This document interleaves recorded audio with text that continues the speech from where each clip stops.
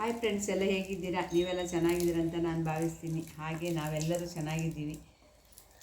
ಇವತ್ತೊಂದು ಜಾಮೂನ್ ಮಾಡುವ ಬ್ಲಾಗನ್ನು ತೋರಿಸ್ತಾ ಇದ್ದೀನಿ. ಇವತ್ತು ನನ್ನ ದೊಡ್ಡ ಮಗನ ಮದುವೆಯ ದಿನ, 5ನೇ ವರ್ಷ ಆಗಿದೆ. ಅವರಿಗೆ ನಿಮ್ಮೆಲ್ಲರ ಆಶೀರ್ವಾದ ಬೇಕು, ಅದಕ್ಕೆ ಜಾಮೂನ್ ಮಾಡ್ತಾ ಇದ್ದೀನಿ.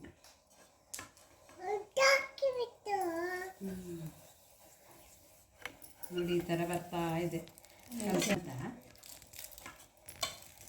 ಕಲಸಿ ಈ ಥರ ಇಟ್ಟಿದ್ದೀನಿ, ಉಂಡೆ ಮಾಡ್ತಾ ಇದ್ದೀನಿ. ನೋಡಿ, ಈ ಥರ ಬೆಳಿಗ್ಗೆ ಸ್ನಾನ ಮಾಡಿ ದೇವಸ್ಥಾನಕ್ಕೆ ಮಠಕ್ಕೆ ಹೋಗಿದ್ದಾರೆ. ಹೋಗಿ ಗುರುಗಳ ಆಶೀರ್ವಾದವನ್ನು ಪಡೆದುಕೊಂಡು ಬಂದಿದ್ದಾರೆ. ಇವಾಗ ಒಂದು ಸ್ವೀಟ್ ಮಾಡ್ತಾ ಇದ್ದೀನಿ, ಜಾಮೂನ್. ಇಲ್ಲಡೆ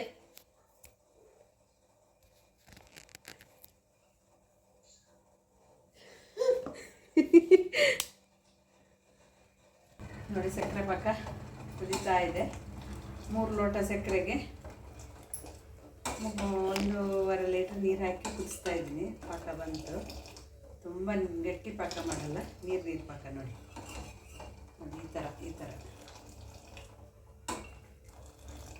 ಗಟ್ಟಿ ಪಾಕ ಆದರೆ ಅಂಟ್ಕೊಳ್ಳುತ್ತೆ.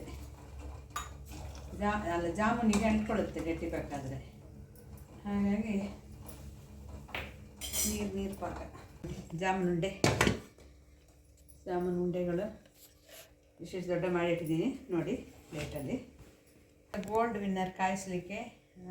ವಿನ್ನರ್ ಎಣ್ಣೆನ ಜಾಮೂನ್ ಕಾಯಿಸ್ಲಿಕ್ಕೆ ಎಣ್ಣೆ ಹಾಕ್ತಾ ಇದ್ದೀನಿ. ಒಂದು 1/2 ಲೀಟ್ರಷ್ಟು ಹಾಕ್ತೀನಿ, ಸಾಕು. ನೋಡಿ, ಈಗ ಎಣ್ಣೆ ಕಾಯಲಿಕ್ಕೆ ಬೆಂಕಿ ಹಚ್ತಾ ಇದ್ದೀನಿ.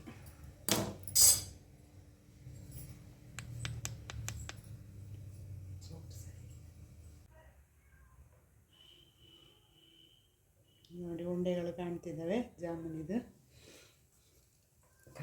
ಕಾಯ್ತಾ ಬಂತು ನೋಡಿ.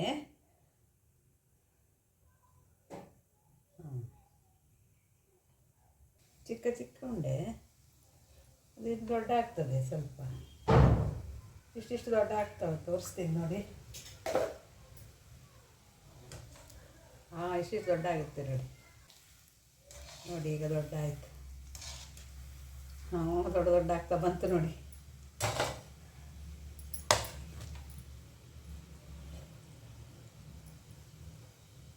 ಬೆಂಕಿನ ಸ್ವಲ್ಪ ಸಣ್ಣ ಮಾಡಬೇಕು. ಬೆಂಕಿನ ಉರಿ ಸ್ವಲ್ಪ ಕಮ್ಮಿ ಮಾಡಬೇಕು. ನೋಡಿ, ಅದೊಂದು ಕಲ್ಲರ್ ಬಂದರೆ ಚೆಂದ ಬೆಂದಿರುತ್ತೆ. ಹಿಟ್ಟಿಟ್ಟಾಗಬಾರ್ದು. ಈ ಥರ ಆಗಿದೆ. ಕಲ್ಲರ್ ಬರ್ತಾ ಇರಬೇಕು. ಸ್ವಲ್ಪ ಒಳಗಿಂದ ಬೇಯಲಿಕ್ಕೆ ಇದು ಸಣ್ಣ ಉರಿಯಲ್ಲಿ ಬೇಯಿಸಬೇಕು. ತುಂಬ ಚೆನ್ನಾಗಾಗುತ್ತೆ. ಚೆನ್ನಾಗಿ ಬಂದಿದೆ ನೋಡಿ. ಈ ಥರ ಕಾಯ್ತಾ ಬರಬೇಕು. ಒಂದು 10 ನಿಮಿಷ ಕಾಯಕ್ಕೆ ಬಿಡಬೇಕು. ಯಾಕಂದರೆ ಒಳಗಿದ್ದು ಬೇಯಬೇಕಲ್ಲ. ಒಳಗಿದ್ದು ಬೇಯಿದರೆ ತುಂಬ ರುಚಿ ಬರ್ತದೆ. ನೋಡಿ, ಜಾಮೂನ್ ಕಾದ್ಮೇಲೆ ಈ ಥರ ಉಂಡೆಗಳಾಗಿದ್ದಾವೆ ನೋಡಿ. ದೊಡ್ಡ ಆಗಿದ್ದಾವೆ. ಚಿಕ್ಕ ಉಂಡೆ ಮಾಡಿದ್ದೀನಿ. ಈಗ ದೊಡ್ಡ ಆಗಿದ್ದಾವೆ ನೋಡಿ. ಈ ಥರ ಬರ್ತದೆ ನೋಡಿ. ಚೆನ್ನಾಗಿ ಬಂದಿದೆ ನೋಡಿ. ಈಗ ಇದು ಸಕ್ಕರೆ ಪಾಕಕ್ಕೆ ಹಾಕ್ತೀನಿ. ಬಿಸಿ ಇದೆ. ಏಲಕ್ಕಿ ಹಾಕಿದ್ದೀನಿ.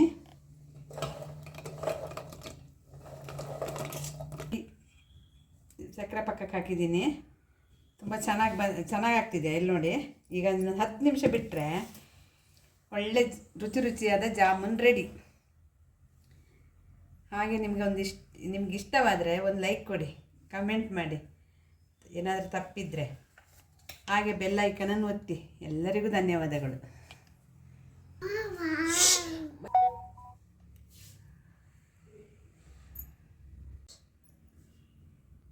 ಹಾಗೆ